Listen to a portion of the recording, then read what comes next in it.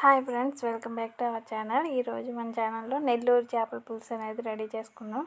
ఎందుకంటే ఇప్పుడు మామిడికాయ సీజన్ కదా, అందుకని చెప్పి దీనికి కావాల్సినవన్నీ ప్రిపేర్ చేస్తున్నాం. ఇక్కడైతే హాఫ్ స్పూన్ ఆవాలు, మెంతులు, జీలకర్ర, 2 స్పూన్లు ధనియాలు, కరివేపాకు.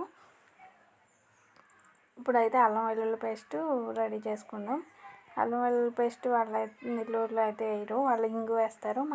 మేమైతే ఇంగువ అనేది వేసుకోవాలని నేనైతే అల్లం వెల్లుల్లి పేస్ట్ వేస్తున్నాను.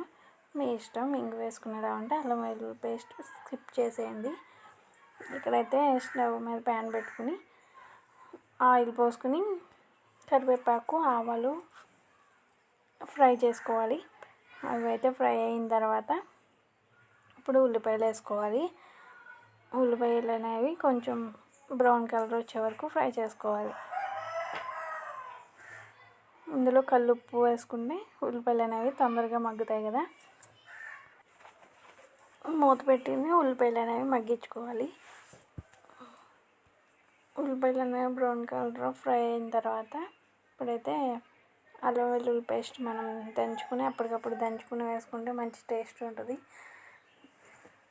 నేనైతే మిక్సీలో పెట్టలేదు, రోట్లో దంచి అల్లం పేస్ట్ వేసాను.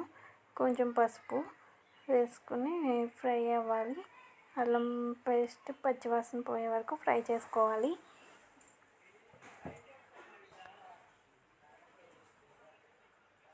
చేపల కూరలోకి ఆయిల్ అనేది కొంచెం ఎక్కువే పడుతుందండి.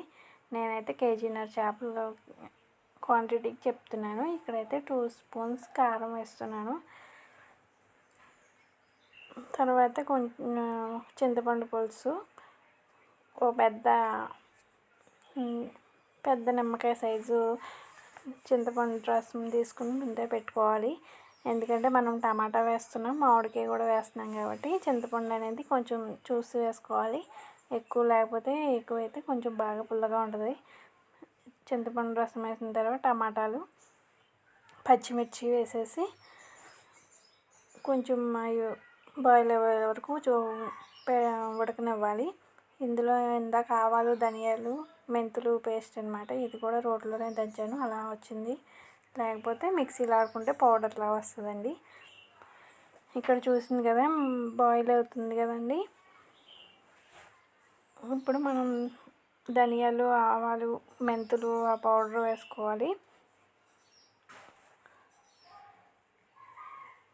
ఆ పౌడర్ అనేది వేసేసుకున్న తర్వాత మొత్తం కలిసేలాగా ఒకసారి అయితే కలిపేసుకుని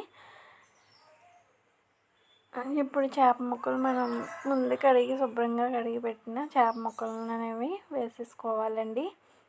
దాని పక్కన ఒకటి మొత్తం అన్ని చేప ముక్కలు అనేవి వేసేసుకొని మూత పెట్టి కొంచెం చేపలను అయితే ఉడకనివ్వాలన్నమాట. ఆ పులుసు ఆ మసాలా అంతా చేప ముక్కలకి పట్టిన తర్వాత ఇంకా మామిడికాయ ముక్కలు ఇంకా 5 నిమిషాలకు దింపేస్తాం అనగా మామిడికాయ ముక్కలు అనేవి వేసేసుకోవాలి. ఎందుకంటే మామిడికాయ ముక్కలు త్వరగానే ఉడికిపోతాయి ఆ పులుసులో. చూసారు కదా, అవి అన్నీ వేసిన తర్వాత ఈ రకంగా తిప్పుకోవాలి, గట్టి అయితే పెట్టకూడదు. క్లాత్తో ఒకసారి తిప్పుకొని ఒక 5 మినిట్స్ ఆగిన తర్వాత మామిడి ముక్క ఉడికిపోయాక ఇంకా సర్వ్ చేసేసుకుంటామే. ఈ వీడియో నచ్చితే ప్లీజ్ సబ్స్క్రైబ్ చేయండి, సపోర్ట్ చేయండి. Thank you for watching.